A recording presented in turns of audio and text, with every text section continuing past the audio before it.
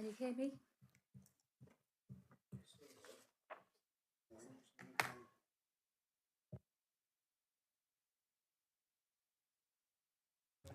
Can you hear me now? Brilliant, thank you.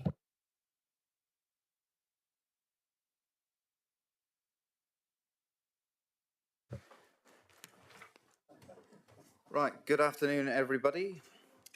Welcome to this licensing subcommittee, 29th of May 2025. I'm Councillor Chris Oram. I'm the chair of the licensing committee and the chairman of this subcommittee today. We are live webcasting today, so can I please remind all participants to use their microphones when speaking and to please turn them off when you have finished. In terms of how the items are presented, they will be as follows. The case officer will present their report. The applicant will then speak. Members will be able to ask questions of the officer and the applicant. Those that have made representations in support or objection may then speak. Members will also have the opportunity to ask questions of those making representations. And once everyone has spoken, the committee will retire to consider their decision. Members will return and the chair will read out the decision at that point. So at this point, I would like to ask the officers at the top table to introduce themselves, please. Not an officer, I'm a councillor. So I'm Councillor Sam Penfold for the ward of Malden and Little Hempston, and I'm the vice chair for the licensing committee. Hello, my name's Amelia Bolter, Senior Democratic Services Officer and Clerk to this committee. Thank you. Hello everybody, my name is Catherine Bowen and I'm the legal officer supporting the licensing committee. Hello, I'm Harry Leonis. I'm the licensing officer for South Hemps. Hello, my name is Stacey. I'm the senior licensing officer. Hello, Councillor Nadine Domick for Ivybridge West Ward and a member of this committee. Thank you very much, everyone. Right, on to the agenda. Agenda item number 1. The division of the agenda. I don't believe there's any reason to divide the agenda. Thank you very much. Item 2. Any urgent business? I have no urgent business. There isn't any urgent business mentioned. Thank you very much. Item 3. Declarations of interest. Members, is there any interest to declare? No. Thank you. And item number 4, application of a new premises licence at 3 to 4 Burwood Court in Totnes.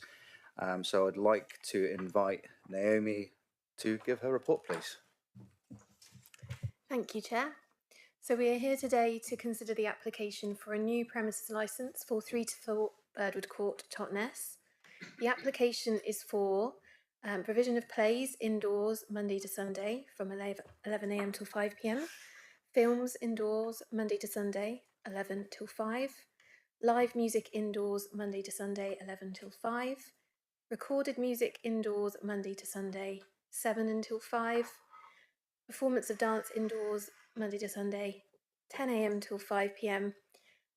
Supply of alcohol for consumption on the premises Monday to Sunday 11 until 4:30 p.m. and with opening times Monday to Sunday 7 a.m. till 5 p.m. A copy of the full application form is at Appendix A and the premises licence plan is at Appendix B of your agenda.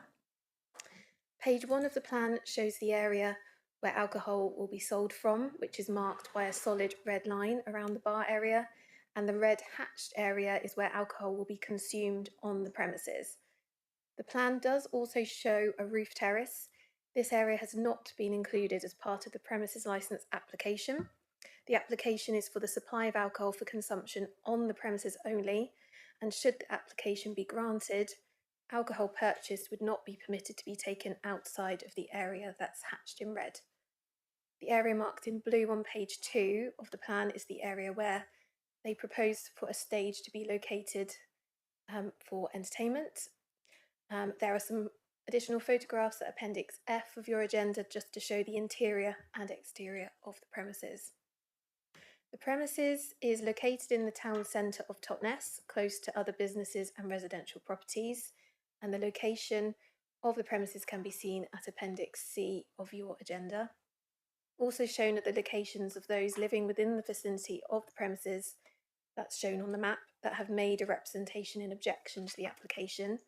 None of the locations of those making a representation in support of the application fell within the boundary of the map, which is why they haven't been included. During the consultation period, 21 relevant representations were received in objection to the application, and 13 relevant representations were received in support of the application, and these are attached at Appendices D and E. The main concerns raised in objection relate to the prevention of public nuisance licensing objective, particularly in relation to noise and disturbance caused by loud music being played, as well as noise from customers using the venue. As previously mentioned, the roof terrace does not form part of this premises licence application, and therefore the concerns relating to the use of the roof terrace cannot be taken into consideration. Similarly, the issues raised relating to planning permission and its planning use category cannot be taken into consideration, as planning and licensing fall under separate pieces of legislation. The fact that a business does not have the correct planning permission in place is not a legitimate reason for an objection to a premises licence application, and before a business can commence trading, they must ensure that they have both the correct planning permission and licences in place. And having a premises licence will not supersede the need for correct planning permission. The representations received in support of the application highlight the fact that noise control measures have been put in place to reduce disturbance to local residents, and also highlight the closing time of 5 p.m. as being an early time for activities to finish. We have not received any representations from any of the responsible authorities. So any information contained in the representations which is not relevant to the promotion of the 4 licensing objectives cannot be taken into consideration when determining this premises licence application. And as a reminder, the licensing objectives are the prevention of crime and disorder, public safety, the prevention of public nuisance, and the protection of children from harm. We have received some additional information from those that have made representations, and this information has been circulated to the applicant and the committee and is available on your agenda under additional documents, and these reiterate the concerns that have been raised in the original representations. We have also received a copy of the pre-completion test report from the applicant's acoustic consultant, which was carried out on the 19th of May 2025, and that is also available within the agenda documents. This test was not a requirement for the premises licence application, but was carried out voluntarily by the applicant in response to the comments raised in the representations. The report is described as a subjective investigation into music breakout, and confirms that once the venue is operational, using its own sound system with all planned sound installation works completed, more thorough noise trials and measurements of sound levels would be beneficial. The testing itself was carried out while myself and my colleague were visiting the venue, and we did attend the neighbour's garden with the applicant and the acoustic consultant at the request of the applicant. We ourselves didn't have any direct involvement in the testing, but were on hand to answer any questions which were raised by the neighbour and to answer any questions about premises licence regulations. So today we have the applicant attending with a couple of her colleagues, and we also have 9 confirmed attending in support of the application and 3 confirmed attendance in objection to the application. Please can you let me know if you have any further questions?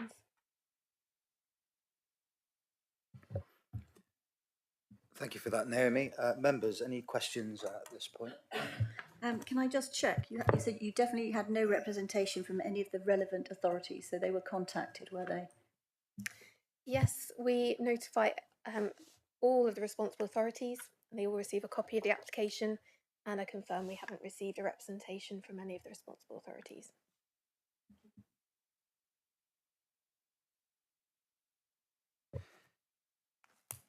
Thank you, members. Right, would now like to go and invite the applicant to speak next. We have with us today Harriet, Nathaniel and Sarah. No Nathaniel and Sarah, they Oh, Microphones. That's right. Yes, it's just myself out of that Okay. three. They had to be elsewhere. no problem. Well, I'll hand over to you anyway, and you can introduce yourselves, and then we can go from there. Thank you. Okay, hi everyone. I'm Harriet Thomas and I'm the owner of the cafe. I also own Zappers on Totnes High Street and two other long-standing cafes on the river at Richmond. I'm here today to reassure you that all 4 licensing objectives will be applied to our new premises. This will be achieved by good layout of the premises through constant and ongoing staff training and a comprehensive risk assessment which gets reviewed annually. We're absolutely committed to maintaining a safe and secure environment in line with our responsibilities under the Licensing Act 2003. Full CCT has been installed, fire exits and emergency equipment locations will be clearly marked and unobstructed, and capacity limits will be monitored. We have had a comprehensive fire safety report done. We will run a Challenge 25 policy and my staff will be trained to insist on original proof of ID. They will be taught to de-escalation techniques if ever needed. The premises has been given an upgrade and we are undertaking measures to prevent sound leakage even though the building behaves very well, even with the doors and windows open. We've hired a noise consultant to advise us and we have commissioned him to undertake more extensive noise trials in the future when the building works and soundproofing are complete. We are committed to following his recommendations, including clearly defined communication channels between the venue and the local community, and quarterly meetups have been suggested, which we would be happy to put into place if that was wanted. At Zappers, we have had occasion to liaise with the Totnes Community Support Officer Jason, not for alcohol-related problems, even though we have a licence to serve alcohol, but rather to do with street life getting slightly out of hand on the street outside on a couple of occasions. I see us as very much being a force for good on the high street, providing well-supervised, safe and welcoming places for people to be. In Richmond, a police officer once remarked to me that they wished all licensed establishments on Richmond Riverside were as well run as ours. My track record of running well-organised, independent, licensed premises goes back almost 30 years, and Birdwood Court will be the 6th establishment I have created over the many years I have been doing this business, both here and abroad. I am not at all inexperienced in hosting events. Next month alone on Richmond Riverside, we shall be hosting the Soul Hub Dance Alfresco event. We shall also be hosting a council-backed Indian dance festival, which will take place in our garden. 3 days of filming of the new Netflix series Geek Girl will be taking place at the cafe, and our cafe has been chosen to feature throughout the upcoming series. The cafe features in the upcoming series of The Night Manager. Numerous adverts have been filmed there and other films. Location managers like to use us because we are very well organised. Tom Hardy's wife donated their baby clothes to one of my managers. Keira Knightley listed my juice bar on Richmond Green as the #1 thing she could not live without when she was first on the cover of Vogue magazine. And 3 of Sarah Lancashire's sons have worked for me as teenagers. We are very much a celebrated and well-loved part of the community in Richmond and support the community in numerous ways. We very much hope to be able to do the same for Totnes.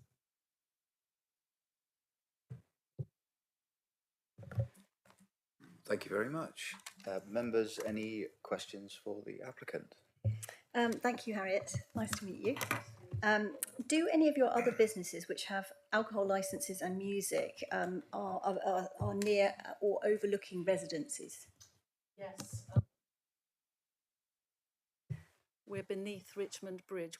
I converted an arch there, and so we have very expensive houses around us. Absolutely. Are they houses that are lived in all year round? Yes. So have you had any issues there?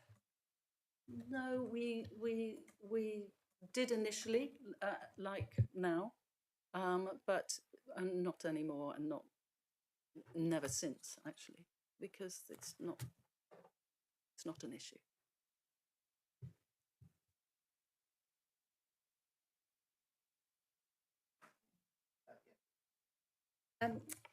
So how do you liaise with the residents there? So what's the sort of complaints procedure? If they have concerns, what do they do in? You mean Richmond? Yes. We've been there nearly 30 years. There are no issues that come up there. So we don't, but we're absolutely open for people to come in and talk to us and bring any issues, and any issues would be brought to me straight away. Okay, so your staff, they would just come into your premises and the staff would then just pass the information on to you, would they? They're customers. They are our customers now. Okay. So. Thank you.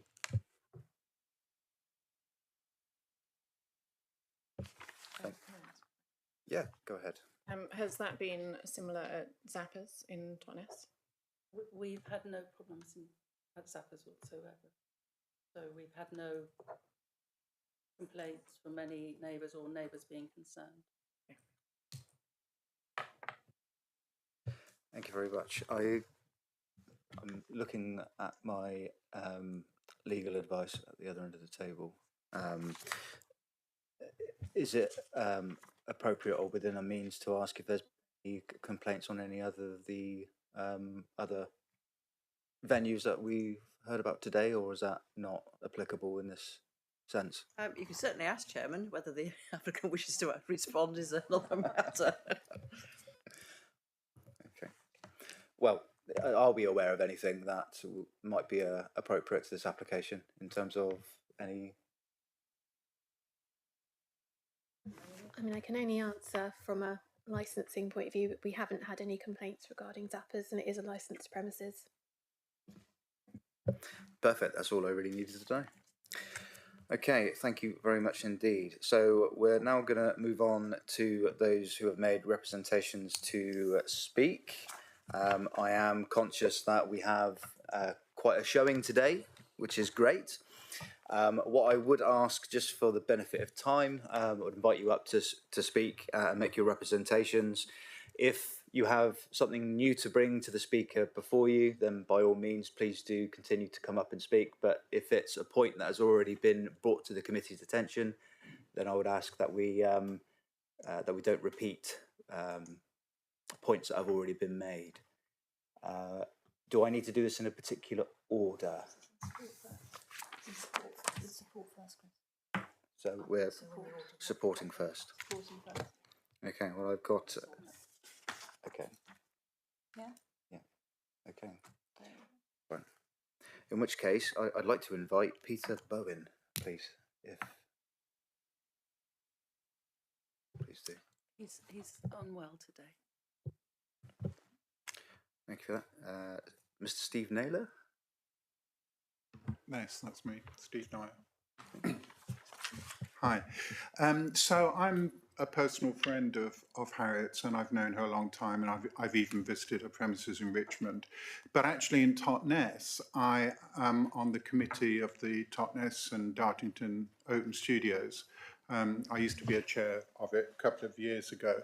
And last night I was doing a presentation for the new Totnes Fringe, which I believe has had some kind of input from the council as well, which is my personal feeling. Obviously, I'm coming from the art side. We are in desperate need, it feels to me, ever since I've been in Totnes, for an art centre in Totnes. There's one in just opened up in Buckfastleigh. There's another one in Ashburton.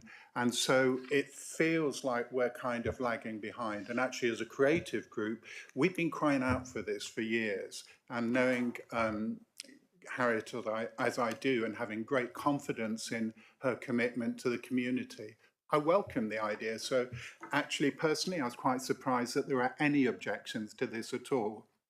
It would be fantastic for Totnes, and it would give us, as creatives, another venue to use apart from Birdwood House at the moment, where we do our joint shows, our joint exhibitions.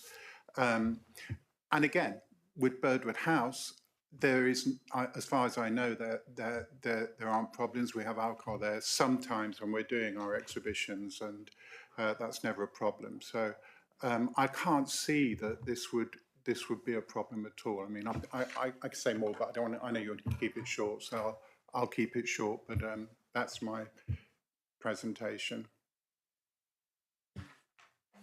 Thank you, Mr. Naylor. Yeah, by all means. Hello.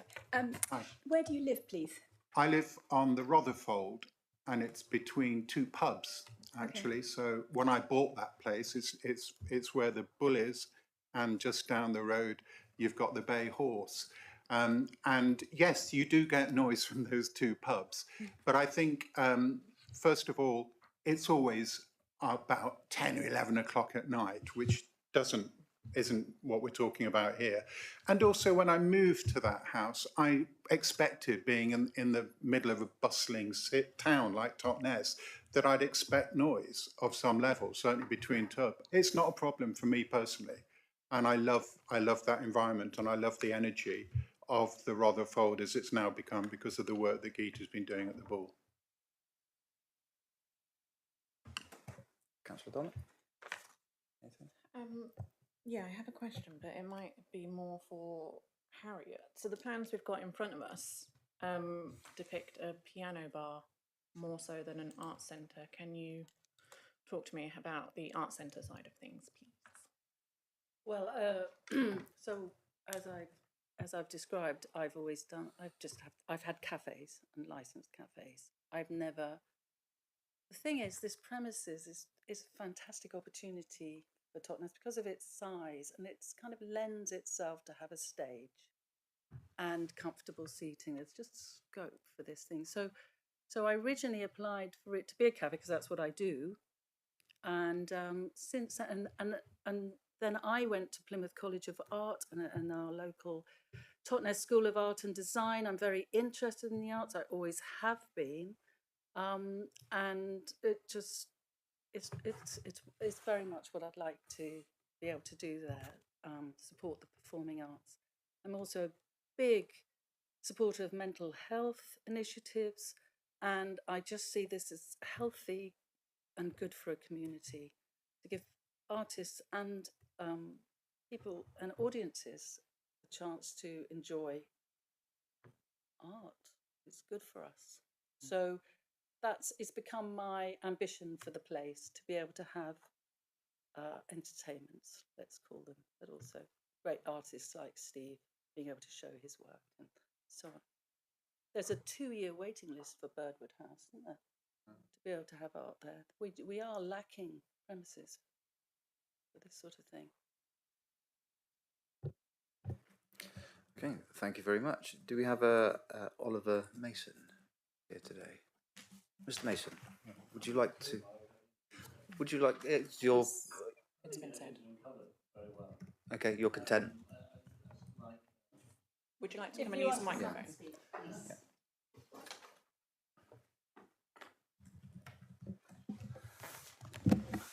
Hi, Oliver Mason.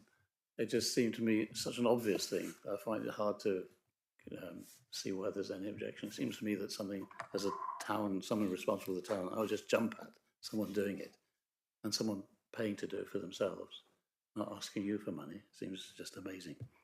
But as Harriet said, performing arts, we look for places. There's not a lot of places around, and we can't have too much. And especially, I think this is a more informal venue, with it being a cafe as well. And that's another sort of string to the bow, compared with the more formal things you might have to go and hire a hall. The only one other thing was that, and this might be just funny, as someone who puts on, as a musician who puts on things, classical musician, the idea of having a huge number of rowdy people who leave all at once, 300 of them, it'd be lovely to think you could fill a place that easily. Then thinking of me as part of one of these groups leaving an opera house or whatever it might be, so we talk to each other about what's happened, and then we make our way. At 4:30 p.m, we're just, any large group's going to dissipate into the rest of Totnes, closing down surely. I couldn't see there was a public rowdiness problem there. But artistic is an amazing opportunity. Yeah. Thank you, Oliver. Sorry, I've got a question for you. I absolutely take all your points, I understand them. I just want to ask, where do you live, please? Buckfastleigh, I'm afraid. Okay, thank you.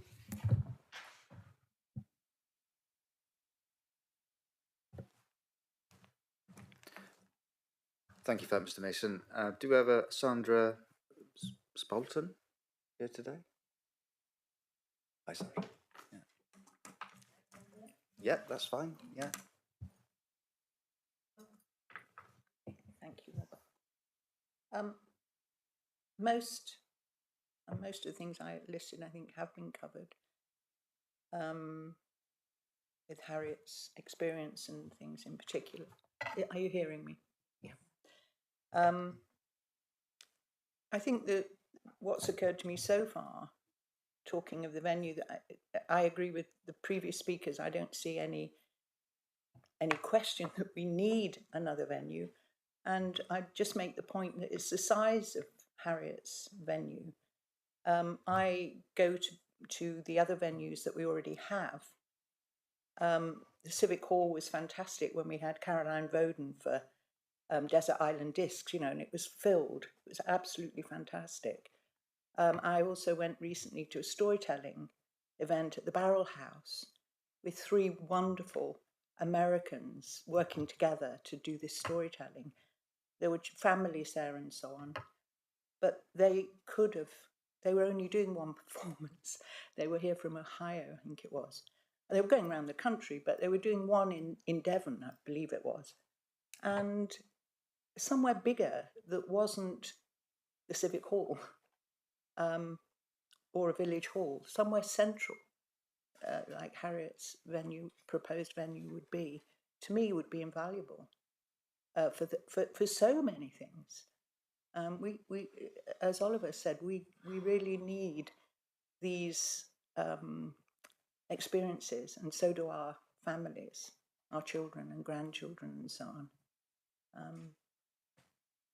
And so, yeah, without going into anything too personal, I've known Harriet since 2011, and I'm so moved to hear her speak. I know her very well, I would say, and she's really coming from her heart, and she really, really is someone who will very definitely stand by what she has said to you and what she continues to say.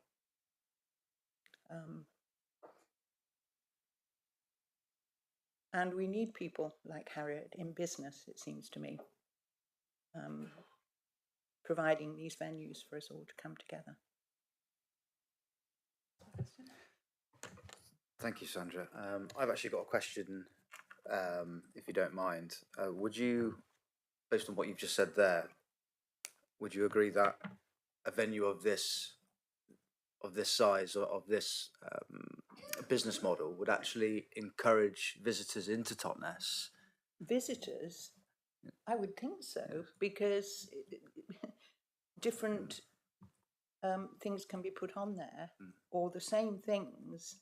And in the case of some of the smaller venues, which I use, there would be the opportunity for a few more people to, you know, quite a considerable number more people to be able to attend those things, you know. So you wouldn't get, when you go online, you wouldn't get sold out quite so quickly appearing, you know, when you want to go to something. Does that answer your question? Yeah, thank you. And performing arts is one of those things that's, you know, you have to go to Plymouth really to enjoy something of that type of thing. Yeah, or perhaps Torbay. Yeah. So I wondered whether you agreed that that would be a good thing of bringing visitors into Totnes. Councillor Penfold, did you have a question? I think so. I don't think we've reached capacity, have we, in Totnes yet? A question for another time, perhaps, for a different committee. Yeah, for a different subject, maybe. Thank you, Sandra. Councillor Penfold? Thank you. I can see, I think we can all see that the attraction for these things would be brilliant, bring people in, and are good for mental health for our community as well. I'm just going to ask my question again. Where do you live, please? Where do you live? I live in Bridgetown. Okay, thank you. Thank you.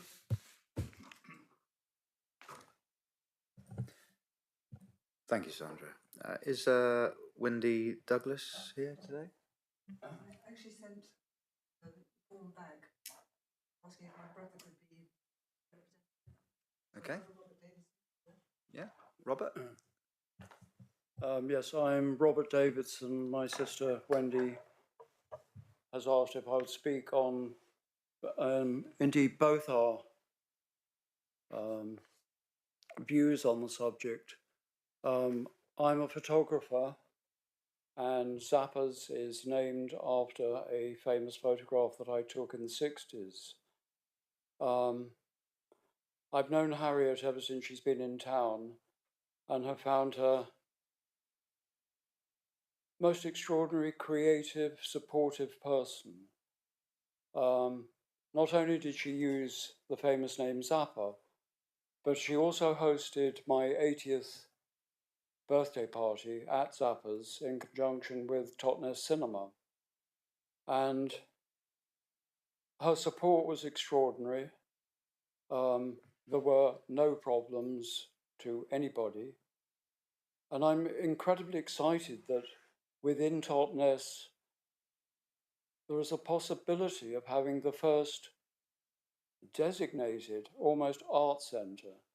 I think it's got superseded by people's fears, and I quite understand that another venue starting with rock and roll and loud music, that's not where she's coming from. She's learning to play the cello. I've been to a couple of theatre venues with her where Shakespeare has been performed. Her interest in the arts is extensive, and there would be an opportunity for photographers, artists to have exhibitions there, to give talks there. It's not going to be, as far as I can tell, a noisy venue. It's more of an art centre. Her original name was going to be the Piano Bar, which I thought exemplified exactly what she was endeavouring to do in the afternoon, with piano going in the background, and just a wonderful meeting place for creative people.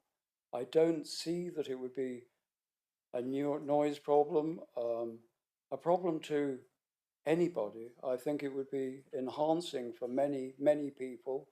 And having worked with mental health and run a crisis house myself in Ludlow in Shropshire 20 years ago, a venue like this could be used for so many different reasons. And knowing where Harriet's heart is placed, I would severely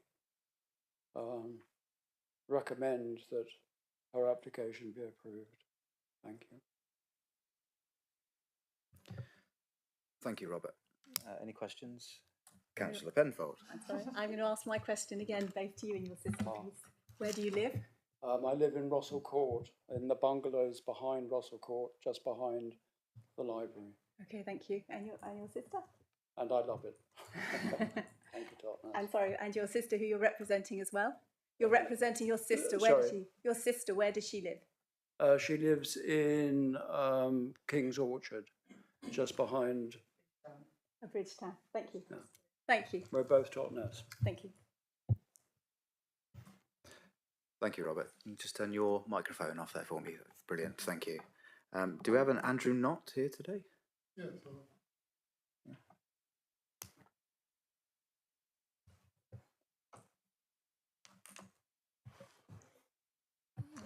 Yes, well, very little to add, but obviously there's a huge demand for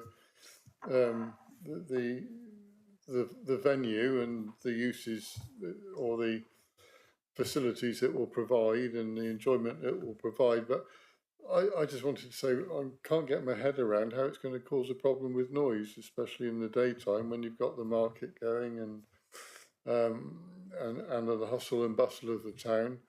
I don't get that one, so I hope it's approved. So that's about all I've got to say on the subject. And by the way, I live in Bridgetown.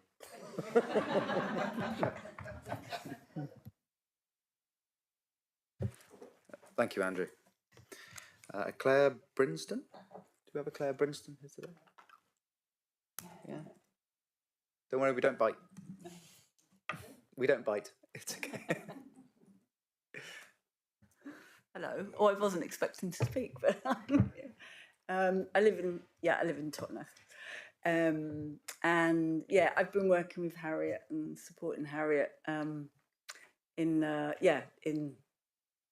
doing some PA work, and so I've been involved in the journey of application for the licensing, and just seeing and actually going into the venue and just seeing. It just feels really exciting. It feels really exciting, and she's taken so much care just to consider everybody's needs. So, she's got a lovely the table, the bench, and you've got seats, and you can look out over the market because it's kind of the centre of Totnes, really, and also the extent of the soundproofing. And I know with the tests they had done recently, Harriet kind of initiated them, and and it was found to be that you couldn't hear the noise. So the fact that she's taken that initiative and it's not going to be a rock and roll venue. I think that might be where the confusion kind of came from, because it's Harriet plays the cello, and there'd be concerts. It's art, storytelling, and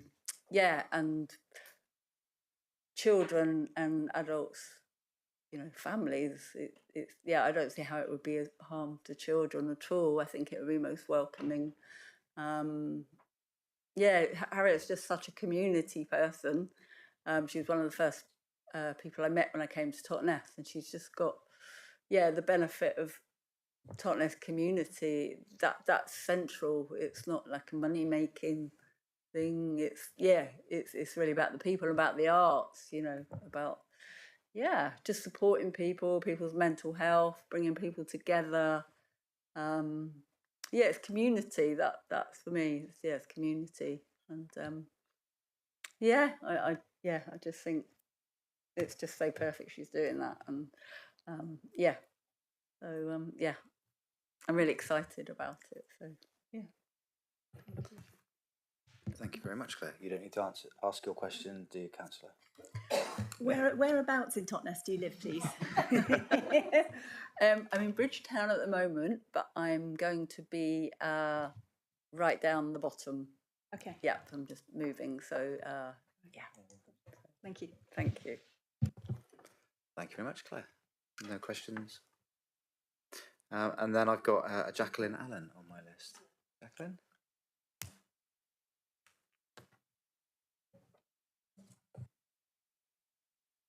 Okay, so in support of the application, personally, there's a personal desire because, I am a lover of the arts. I love going to the Tate Modern. I am so excited about the fact that we could have a venue which is kind of so smart and so progressive, and it is amazing, the space, and the fact that Harriet's had this vision to see how this huge space could be made into this extraordinary place for us to go and visit. And I can't wait to be able to go and have a cup of coffee or a glass of wine and to sit in that space and look out over the market. Because for me, I'm not somebody who likes going to the pubs. So, for example, and I would say the Hairy Barista, which is another place I really love, it's too busy. It's absolutely jam-packed all the time. You can't really hear yourself speak in there. And a lot of the venues, I think, are quite small in Totnes. But this would be a really lovely place where you could go, you could meet with a few friends, and you could just, have a really lovely experience. And I think with the demise of Dartington and everything that's been assaulted, Ways with Words has gone, the music thing has gone. I know that, if Harriet could, she'd bring back Ways with Words, for example, into Totnes. There's lots of it's just burgeoning with opportunities for our town.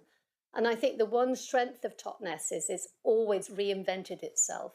That's where the Elizabethan market came from. Let's, get more people in because we'll have Elizabethan market. And it's done that so successfully over the years. But I think Dartington has been a huge draw and a huge plus for Totnes. And I think with the things kind of, I don't know what's happening there, but it doesn't feel good. And there's a lot of things that have gone, which I think is a real shame. And I think bringing some art back into the centre of Totnes would just really rejuvenate our town, which I dearly love. Harriet is amazing. I cannot believe the money that she personally has spent to bring this amazing venue to our town. This is her money. It's not, kind of anything that's been handed out to her. And when I see things like the Brutus Lounge at the bottom of town, where presumably the money that's earned from that doesn't stay in the town, it will go out of the town into the shareholders or whatever of that huge, massive group. And they're allowed to stay open till 1 o'clock in the morning. I just think she's not being treated fairly, in my opinion, because I know personally what she's given. And it's huge, including having to be here in this hearing, including having to, fight for something that I think would be amazing. And I cannot wait to be in there, having my cup of coffee and looking at the art and, listening to the storytelling. So, and I live in King's Orchard in Bridgetown. You can say something if you want. I'm going to ask the question. Sorry, where do you live? At King's Orchard in Bridgetown. King's Orchard, Bridgetown. And I just actually would like to make a point here that every licensed premises has an application like this and comes before a committee. So you're not being treated any fairly or unfair. You'll be treated exactly the same as every other application, honestly. Okay. Okay, all right, that's good to know. Thank you. Thank you. I've never been to something like this before, so I really don't know the P's and Q's. Okay, thank you. Thank you very much. So that is what I've got on my list for supporters. So we'll hear from some objectors. So Jonathan Parker, I have here. Jonathan, you're more than welcome to come up.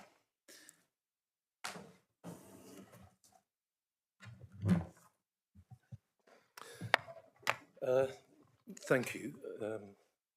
I'm new to this. I don't really understand what this procedure involves, but I must say it was very interesting to hear some of the reports from the people supporting this venue, because I've heard nothing at all from the owner, and I live behind the venue, and the only contact I've had with her was to ask her if she would sort out the rubbish bins that were spilling all over the car park where they're stored, which serve Zappers and some other business.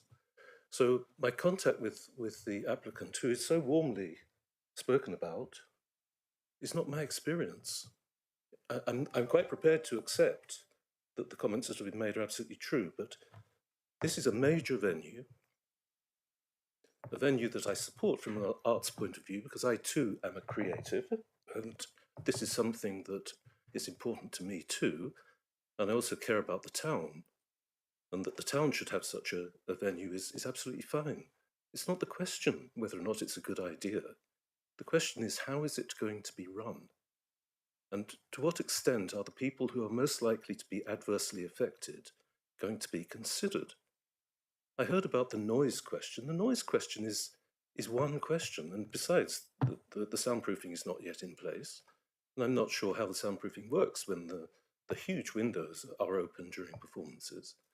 And as someone living very close to the venue, I would like to feel that the applicant took these things into consideration, and I have no indication that that is the case. And, I'm sorry about this, so I don't want to make it personal.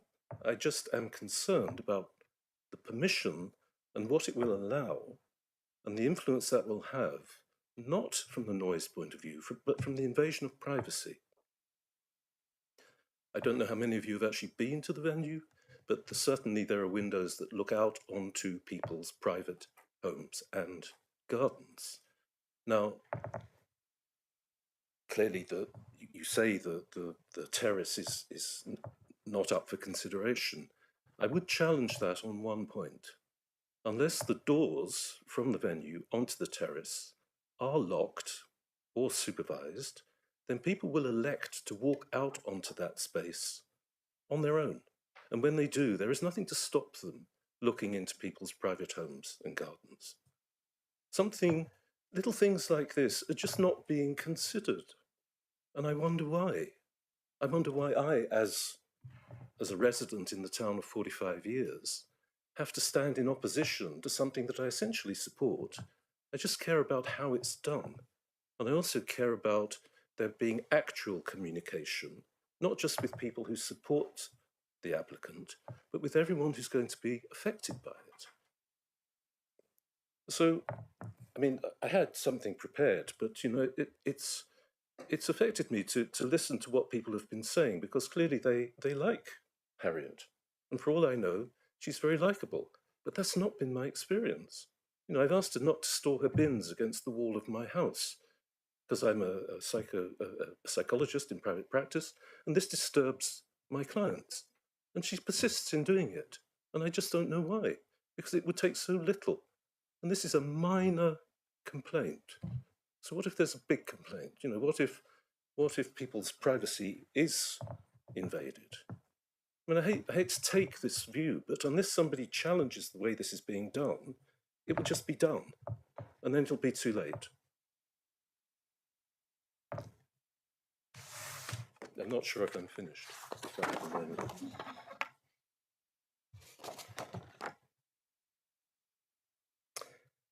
Yeah, so in terms of measures which might be, say, conditions on the license, I would just like to think that they were verified independently, because I don't have the reassurance, as these people do, that Harriet is such a warm-hearted person. I'm sorry, Harriet, but I don't know that, and I don't know if you know that. And unless you do know it, unless you do know that someone is predisposed to be considerate, you can't assume it. And that's my concern.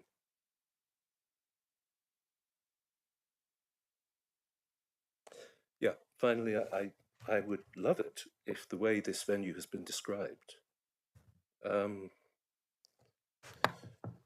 was something that could be integrated in a harmonious way with residents, with other businesses and charities, with people who are concerned, who live nearby, who I'm sure many have said that how much they look forward to actually enjoying events at the venue, but we've got no idea what those events will actually be. I mean, we've heard one version, we've heard other versions, you know, everything from but nothing has been said to us. Even though the applicant knows of our concern, there's, 40 or more people who are communicating with one another, expressing their concerns and wondering what to do. And myself and John in here are speaking in a way not only for ourselves, but for them as well. So there is a serious question. It's not about, do we want an arts centre? Of course we want an arts centre. It's not about, is it good for the town? Of course it's good for the town. But how it's done will determine whether or not it's a blessing or a curse. And I'm afraid that, at the moment, seems to be down to you. I think I'm done. Thank you, Jonathan. Have I got any questions from members? I have a couple of my own. But... I do have questions, but my questions will be directed at Harriet. Can we do that now, or does it need to be aimed solely at... If you could complete the questions to this gentleman first, and then if it's something the applicant can answer, if you can go back to her. Yes. Thank you. I'll wait. Okay. Thank you, Jonathan. First of all, obviously, just to point out, I hear exactly what you're saying. The applicant and whether her personality is not a consideration of this committee. We have our 4 objectives, which we set out before, which is the preservation of crime and order, public safety, the prevention of public nuisance, and the protection of children from harm. Those will be our considerations when looking at this application. So I want you to be assured that when we make our decision, it'll be based on those objectives. And whether it's a good thing for Totnes to have an art centre or not is immaterial to our decision. it's based solely on these points here. You mentioned conditions, but didn't elaborate. Is there anything that you or the other objectors would find conditions that would mean that you'd be in support of the application? Well, I think it needs to be demonstrated that there really is adequate soundproofing. I don't know about sound and how it travels, and I'm aware, of course, that there are different types of sound and that they would travel differently. And I think the impromptu sort of drop-in test that was done can't really be relied upon. It was rather insubstantial, brief, and limited in what it covered. But whatever measures might be possible to contain the sound is something that I would welcome.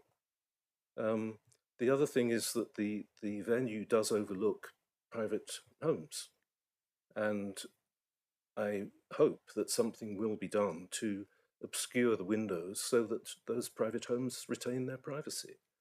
And one other thing is that there's a sort of redundant building on the roof of Greenlife, and I've heard that it will need to be removed because the roof to Greenlife, which is the Whole Foods supermarket down below, is leaking so badly it has to be repaired, and that redundant building will not be put back. But at the moment, it's in the line of sight from the venue to the backs of houses in South Street, which is just, it's new information in a way.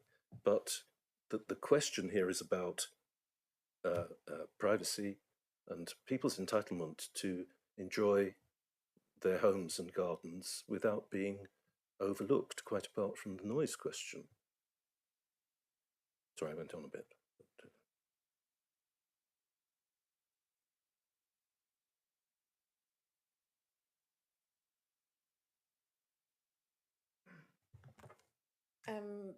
So my question is for you, Harriet.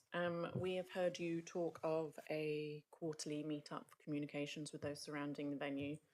How do you feel hearing now, prior to the venue even existing, that there's already bad feelings amongst those surrounding the venue because you haven't communicated? So Jonathan says that you came to me to talk about the bins, did you?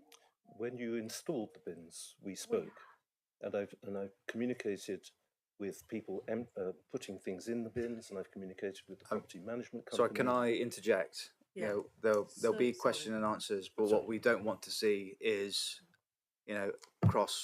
what questions and answers essentially comes through the chair back and forth. So Yeah. if we could have, an answer to the councillor's question. Can I just say about the bins? They are in the market area, and pictures I saw were of rubbish on the floor around our bins. But anyway.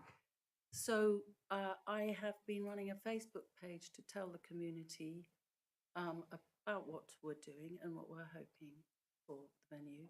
And I have frequently put in there, please come and see us if you have any concerns, and which is all there for people to see. And even if it's argued that not everybody's on Facebook, certainly this is a tight group of objectors who can certainly communicate to each other. So I'm sorry if that message hasn't gone out, but I've certainly been saying, come and see us and talk to us if you have any concerns, and I've been broadcasting it. So it's true I haven't been knocking on everybody's door yet. So whether we do that, and I'll invite everybody to quarterly meetings, but we're still making the venue. We're still putting it together, and like I say, I have been putting it. Whenever there's an objection come up on the Facebook page, I've said, please come and see me, please PM me, please, come and voice your concerns and see what we're doing and have a look, because you can't see into people's gardens, you can't see into people's houses. That's quite a distance from any dwellings, even from the roof terrace. So, and as for the piece of building I've heard this rumour, but I'm in close talks to our landlord, and there are no plans to remove that item, Jonathan. I don't know where you got that from. So I would know about it because we obviously want to develop the roof terrace at some point, and we're talking about strengthening the roof with the landlord at the moment. I know that's not about this because we're not talking about it today. But so that's not true, Jonathan. You'll be pleased to hear. Okay. Any further questions from members? Just to clarify, rather than knocking on doors of the neighbours to the property, you have chosen to use Facebook rather than speaking to them individually. Well, we started it like a long time ago when we were just starting. There weren't any objectors or anything going on yet. It was just going to be a cafe, and we got planning consent for a cafe. We have planning consent, change of use for a cafe. So it's, yeah. So, and then the Facebook page just has carried on, and I've put it out there as loudly as I can. You know, come and whenever there's been an objection or anything, there haven't been many, I have to say. Please come and see us. We're there. Come and visit us. Come and look for yourself. Can't see into your gardens. Very open to that. Welcome it. Councillor Penfold?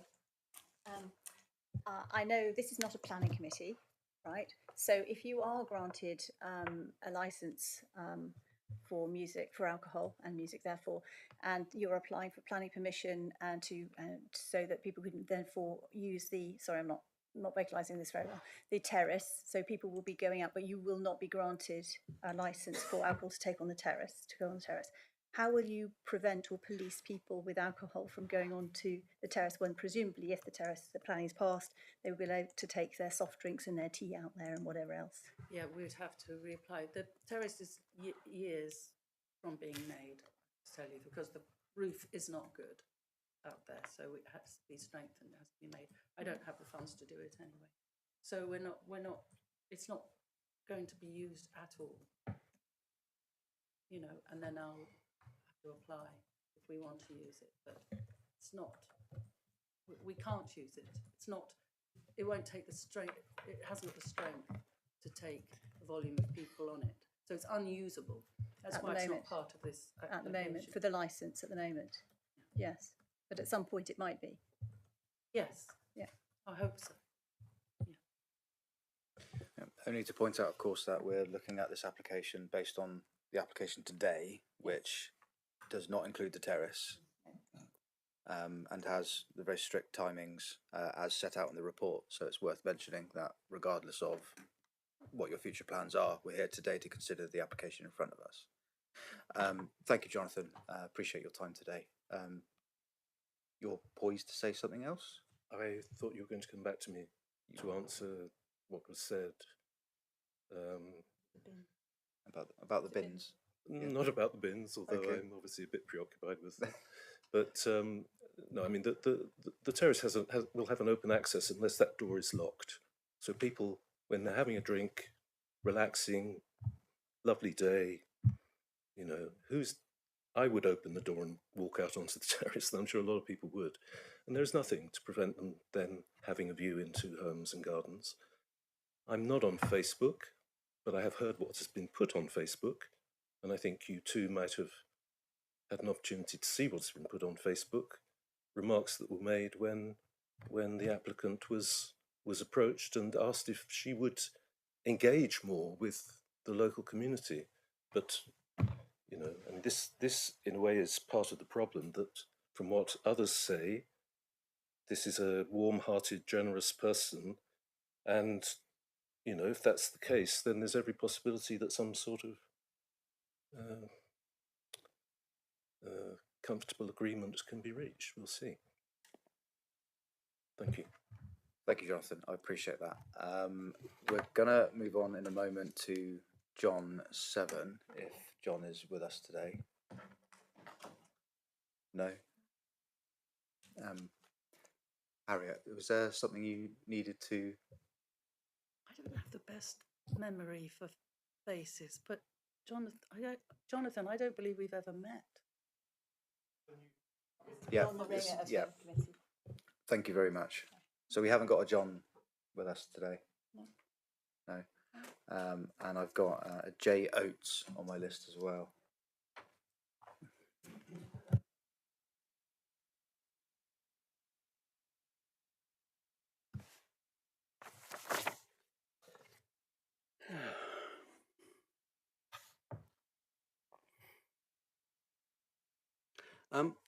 I find myself agreeing with pretty much everything that's been said here today, which is good. There's a lot of positive things people have said.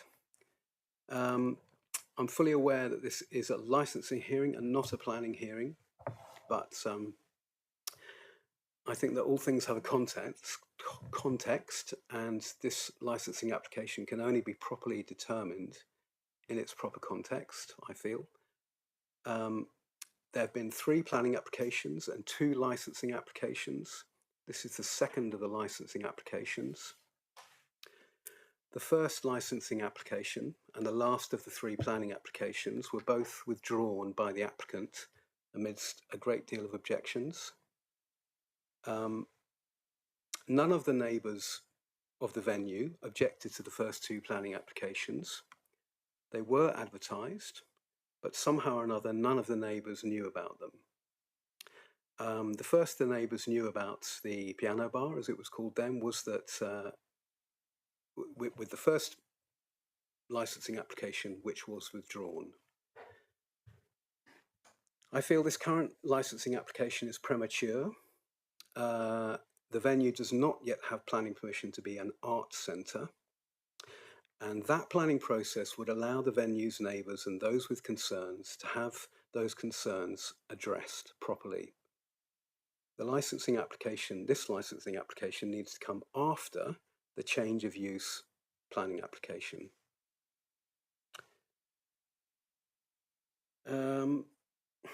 Various of the representations in support that I've read, in support of the venue, mention soundproofing.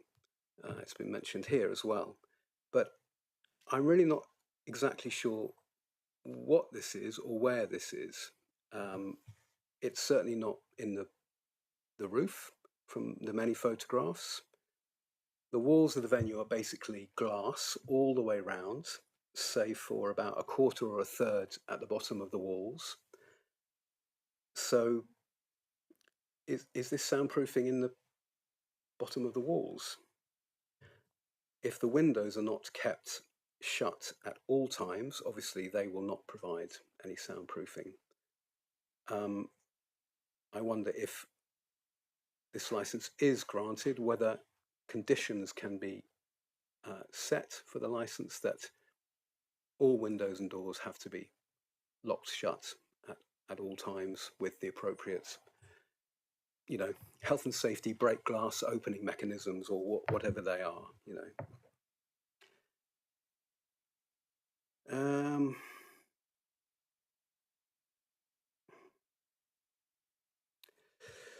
Acoustic drapes have been mentioned as soundproofing. Even these, can you see acoustic drapes being used during the day all round the venue? It just isn't really apparent how this is going to work, and it's of great concern. In the public pack which you have, Harriet has provided some photographs, and you'll see that the second of Harriet's photographs, taken from the outside, looking towards the venue, there's a lamppost there, and directly behind that lamppost there's a huge cavernous opening of where these windows are. This is what we're talking about. These new windows are, as also was put in one representation, the inside of the venue will become the outside of the venue, will become outside when those windows are opened. Also in the public pack, the pack for the public, Naomi, you mentioned in the guidance that, sorry, I can't read what I'm writing here. There are some things which apparently the committee can consider. And so I should like to bring a couple of points to our attention. On page 5 in section 3.2, it mentions the most sensitive periods of the day which need your consideration. Well, I would say that Sundays and public holidays are also sensitive days. The sensitive days that meant times that were mentioned were when people were asleep, but I feel that Sundays and public holidays are sensitive times.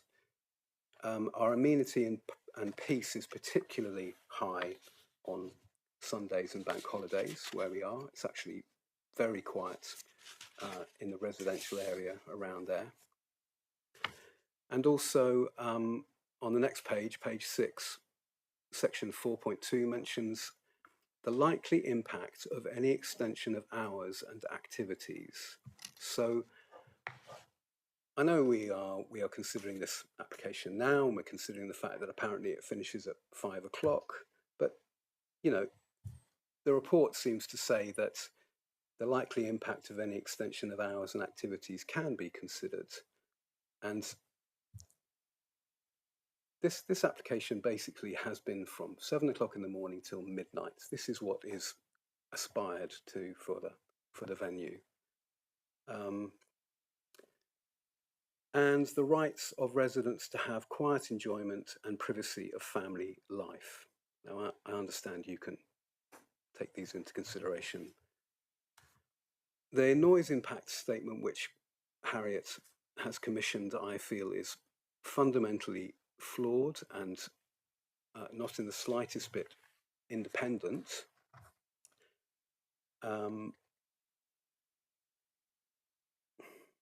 You can see from the pictures of from the noise impact assessment that these tests were not done in the next door buildings that are right adjacent to the venue. They weren't done in the building that's just on the edge of the picture, a little bit further away in the garden or the building of that place. And this building is directly on the same level as the venue. The tests that weren't done with the sound system that's going to be used and general noise from customers and coffee machines and that kind of stuff, they weren't tested either. The results box of the test, point 4, seems to indicate that just 10 decibels louder than the general noise, and the music that was being played would be clearly discernible. And remember that these tests weren't taken in the buildings next to the venue or the same height as the venue. They were taken adjacent to the venue. It's also been mentioned that the Environmental Health Department could investigate complaints, but the energy that it would take us after the event and the onus being on the Environmental Health Department to prove a statutory nuisance, which is not an easy thing to do. This is completely unreasonable to say, well, you know, if once it's up and running and it doesn't work, you can always go to the Environmental Health Department. Measures should be in place before the licence is granted, not the onus being on us to try to get it sorted out afterwards. Requests for licensing conditions have been mentioned by various representations, and I feel that those are things that need to come in the next licensing application after there has been a proper change of use application. I'm asking you, the committee, not to circumvent that need for a proper planning application and not to facilitate this venue becoming an arts centre now, before this proper planning application, before its neighbours have had a chance to have all the concerns that they have addressed through this proper process, because facilitating them to be an arts centre now when they don't have planning permission will do that. Unfortunately, there really has been no communication from from Harriet to her neighbours. I request that the licensing application rejects this application, and I request, Harriet, that you communicate with your neighbours and that we may work out a plan for this arts centre that everybody can get behind, because even the people objecting to this arts centre could see what a wonderful thing it could be for Totnes.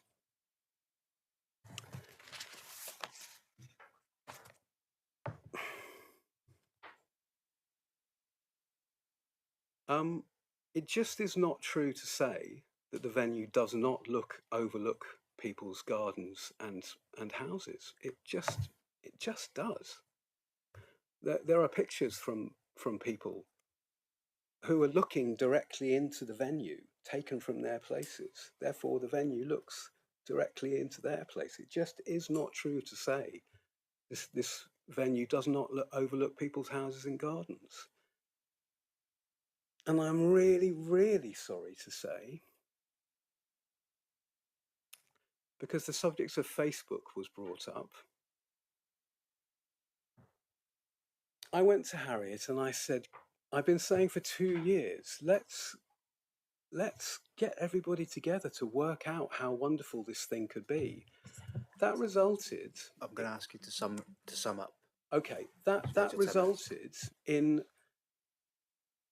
directions to where I live being posted and to where other people that Harriet felt subjected to her lived. I'm sorry, but this is not, you know, I've invited people on Facebook to come and communicate with me. Actually, I communicated with her and where I live got posted on Facebook. And I'm really sorry to have to mention that.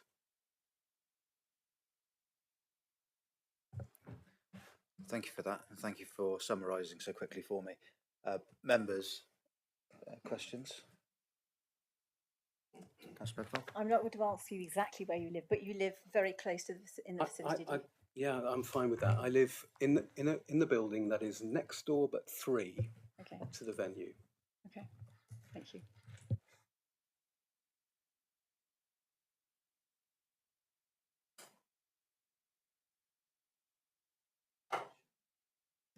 Yeah, we'll come back to that in just a moment. No questions for the gentleman here. Right. Thank you very much indeed for that. I have got a question I need to direct to Naomi. I wonder if you could just clarify the gentleman's question around licensing and planning and what comes first and what is the process for that, just to clear up that question, if you can. Yes, of course. In an ideal world, the planning permission would already be approved and in place before a licensing application came in. It would make it a lot clearer, probably, for everybody. However, legally, there's nothing to prevent us from considering a licensing application before a planning application, or a license application that's different to what the planning permission allows. Both permissions have to be in place before a business can operate. So I understand the concerns, but if the planning permission isn't there for an arts centre or activities that they wish to carry out, they cannot do that even with the premises licence in place until a planning permission is sorted. So although I do take the point, it would make it a lot less confusing for everybody if it was all in place first, but having a premises licence in place doesn't supersede the need for that planning permission. And just as an addition to this application, as part of the application, Appendix A in the premises conditions that they've proposed, one of the conditions is that the premises shall only operate as a cafe. It would actually also be one of your premises licence conditions that at this moment in time, it should be a cafe as opposed to an arts centre or anything else they don't have permission for. Perfect. So just to, for me to summarise that in my own head, if the committee said we grant this application, but then a planning application was rejected at a later stage, our decision today would essentially become moot as a result of that. They've actually already got planning permission to operate as a cafe between the hours of 9 till 5. So they can operate as a cafe. I believe the point that's been raised is that the proposals for turning it into more of an art centre. I'm not an expert on the planning regulations, so we probably need to clarify that directly with one of the planning officers, but it's the proposals of what they wish to do in the future. I believe not operating as a cafe, but the other activities that they currently cannot do under the planning permission, which they haven't yet applied to do under the premises licence either, but they have got planning for what they have applied for under the premises licence application. Perfect. Thank you, Naomi. Councillor Penfold? Sorry, just to be very clear to my little brain. So they've currently got planning permission for a cafe in not using the terrace though, using the current premises. Indoors. Without going into too much detail about the planning, I believe there is a condition that needs to be met to be able to use the terrace, which they haven't yet met, so they haven't got permission to use the terrace. But they can use the inside of the building as a cafe under their planning permission between the hours of 9 till 5. You'll note that some of the hours that have been put on our premises licence application actually commence at 7. They wouldn't be able to use those hours between 7 and 9 until the planning hours have also been updated or amended at a future date. So even if we granted a premises licence, if yourselves decided you wanted to grant it and the opening hours say 7 till 5, planning would prevent them from opening until 9. Sorry, I have another one. Okay. So if we grant a licence today under the cafe heading, and then they change that to an arts centre, would they then need to reapply for a licence? They would have to apply to remove that condition that the premises shall only operate as a cafe, because that it will become a condition if this licence is granted. Okay. So yes, they would need to do that. Thank you for that, and thank you for bearing with us. When you've got planning and licensing that work hand in hand, we need to be sure that we're not crossing the border onto something else, and make sure that the decision we make today is based on the licensing alone. So thank you for bearing with us while we clarify those points. Actually, Naomi, can I ask one more thing of you? Yeah, just looking at my notes. We've had lots of conversation today about noise, and in particular the windows, and a discussion around how would that be considered. Is there anything for the benefit of members that we could put in place, such as a noise management plan that would encourage that? Yes, we have that on a number of our premises licences, that there must be a noise management plan in place, even if the activities are, say, daytime or relatively, arguably low impact compared to other venues. They may still have a noise management plan. It can manage noise from music, but also from customers, noise from deliveries, that kind of thing could all be put into a plan, and that can then become a condition that they have to have a noise management plan, which should be adhered to while they're operating. It kind of links to the fact that since the Licensing Act came in, a new act, it's actually not that new anymore, it's fairly old, the Live Music Act came in 2012. It causes a little bit of confusion because it does mean that a premises that can supply alcohol for consumption on the premises can automatically have a range of live and recorded music automatically. But that also does mean that any conditions that specifically relate to the activity of live and recorded music, such as they must keep doors and windows shut while live and recorded music is happening, or anything that relates directly to the live and recorded music, we cannot enforce during those hours, which in this case would be until 4:30, which would be when the alcohol sales would finish. on other premises, it's up until 11 p.m. maximum, but we cannot enforce those conditions about those activities during those hours as a new premises license. The only way we could do that is if there are issues, so if there were nuisance there were complaints, etc. If at any point that license then came back for a review application, a licensing subcommittee could at that stage remove the Live Music Act applying at that premises and all of the conditions would become enforceable. But legally, we cannot do that at the new application stage, unfortunately. However, a noise management plan that dealt with the entirety of the management of noise would perhaps be a suitable alternative to look at. Questions that come with to do with that. So, sorry, just for my brain again. So, can I be really clear? So, if we grant a license, today an alcohol license, music comes with it. If at a later date there are some issues with disturbance with residents around, they come back to subcommittee, yes, and they can keep the alcohol license perhaps if we allow that, but the music part of it could be revoked. Is that correct? Yes. Yes. Yes, that's right. You could add conditions at that stage. Okay. Or any conditions that were on there would become enforceable at Okay. that stage. Just to explain the process of a review, we always, as you can imagine, try and solve any complaints and issues informally if possible, or through voluntary kind of measures. But yes, sometimes it's necessary, and anyone can apply for a review of a premises license if they've got sufficient evidence to show that there's a public nuisance or one of the other objectives isn't being met. That's advertised, and it follows a similar process to this new application process and would come back to yourselves at that stage.